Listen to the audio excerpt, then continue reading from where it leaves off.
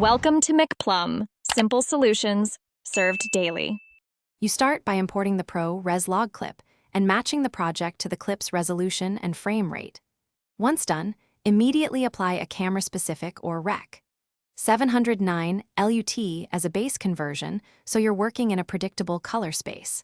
Make sure to enable waveform and histogram overlays to watch luminance and color balance while you adjust. You'll need these tools active to judge highlight roll-off and mids correctly. They prevent guesswork and save time during primary correction. Now perform primary correction.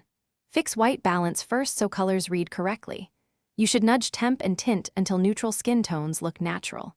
Next, tackle exposure by adjusting lift for shadows, gamma for mids, and gain for highlights. Small moves work best. Increase contrast while watching the waveform to retain highlight detail, and use a dehaze or log softness reduction to restore perceived contrast lost in log capture. These steps establish a balanced, neutral image to build creative looks on. Finish by crafting the look. Use color wheels, curves, and selective color to push mood while preserving skin tones. Add a subtle vignette to focus the frame. Apply sharpening and a light film grain to hide compression artifacts before export. Export at high bitrate or ProRes 422/4444 to keep color integrity.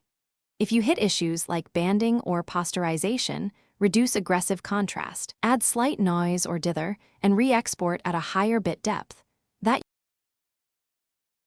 Thanks for watching. Stay juicy and subscribe.